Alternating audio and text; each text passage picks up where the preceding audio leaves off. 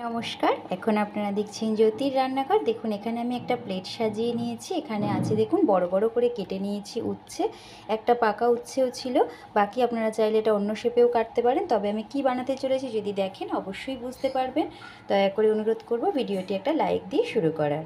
গ্যাসে কড়াই বসিয়ে দিয়েছি। আমি এখানে এই রান্নাটা সম্পূর্ণ সাদা তেলে করব। তেলটা খুব ভালোভাবে গরম করে নিয়েছি। এখানে আপনারা চাইলে এটা সর্ষের তেলেও করতে পারেন। ফোড়নে দিলাম সর্ষেটা, কালো সর্ষে দিলাম, অল্প করে কালো জিরে দিয়ে দেবো, একটু গোটা জিরে দিয়ে দেবো, একটা শুকনো লঙ্কা ছোট সাইজের।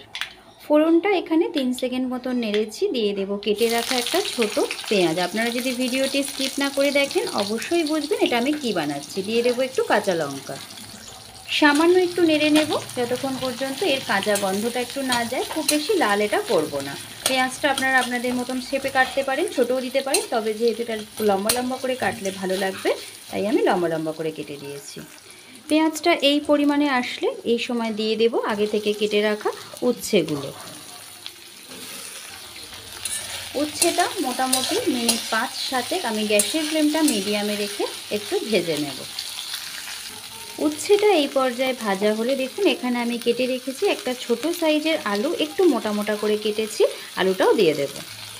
খুব তাড়াতাড়ি হয়ে যায় অল্প কিছু ঘরোয়া উপকরণে, তবে খেতে কিন্তু অসাধারণ স্বাদ লাগে। এই সময় আমি এতে আর কিছু মেশাবো না, এটা খানিকক্ষণ লাল লাল করে একটু ভেজে নেব। ফিরে এলাম আমি এখানে মোটামুটি 5 থেকে 7 মিনিট পর। দেখুন আলুটা এখানটাতে হালকা একটু সেদ্ধ হয়ে গেছে। দিয়ে দেব গুঁড়ো হলুদ, অল্প করে জিরে আর ধনের গুঁড়ো, কাশ্মীরি লঙ্কার গুঁড়ো অল্প, এটা সম্পূর্ণ অপশনাল। এইবারে মিশিয়ে দেব নুনটা। খুব ভালোভাবে মশলাটা দিয়ে মিশিয়ে দেব। কাশ্মীরি লঙ্কার গুঁড়োটা আমি এই জন্য দিলাম যাতে কালারটা দেখতে একটু সুন্দর হয়। আপনারা চাইলে এটা স্কিপ করে যেতে পারেন। এইবারে এই সময় এটা আমি ঢাকা দিয়ে আরও কিছুক্ষণ ভেজে নেব যাতে সম্পূর্ণ আলুটা সেদ্ধ হয়ে যায়। মিশিয়ে দেব অল্প একটু টমেটো কুচি। এবারে ঢাকা দিয়ে দেব আরও এখানে 7 মিনিট মতন। দেখুন কত তাড়াতাড়ি চটজলদি হয়ে গেল আজকের এক অসাধারণ উচ্ছে আলু ভাজা। এইভাবে করে দেখবেন বাড়িতে সকলেই খেতে পছন্দ করবে। যারা উচ্ছে নাও খায় তারাও খেয়ে নেবে। এবার এটা আমি প্লেটে সার্ভ করে নিয়ে আপনাদের দেখাবো।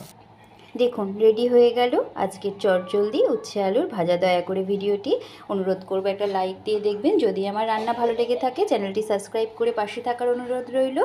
আপনারা এতক্ষণ ধরে আমার ভিডিওটি দেখেছেন তার জন্য আপনাদের সকলকে অসংখ্য ধন্যবাদ। ভালো থাকবেন, সুস্থ থাকবেন।